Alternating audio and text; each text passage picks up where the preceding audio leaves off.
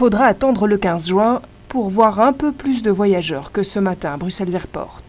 À cette date, une quinzaine de compagnies aériennes et une soixantaine de vols vont reprendre, à peine 10% de la capacité habituelle. Mais avant de franchir le hall des départs, les passagers devront se plier à la prise de leur température dans une tente prévue à cet effet, ici sur le parking du Kiss and Ride.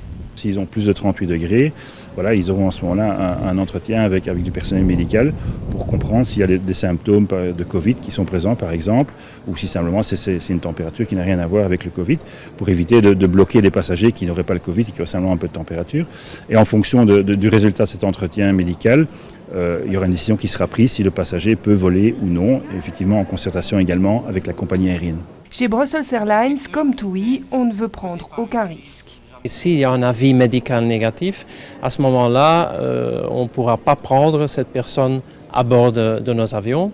On a un système de rebooking qui est très flexible et donc à ce moment-là, on doit trouver une solution pour les clients. Des compagnies aériennes qui ont également mis en place tout un protocole dans l'avion, distribution de gel et de lingettes désinfectantes à l'entrée, et comme toutes les places sont occupées, le port du masque est obligatoire. Aussi l'équipage va porter des masques, la circulation des gens dans l'avion sera limitée, juste pour des stops de confort, mais aussi par exemple les paiements, pas en cash mais par carte de crédit, etc. L'avion est naturellement nettoyé beaucoup plus profondément qu'on avait avant la crise et ça se fait chaque fois qu'on atterrit.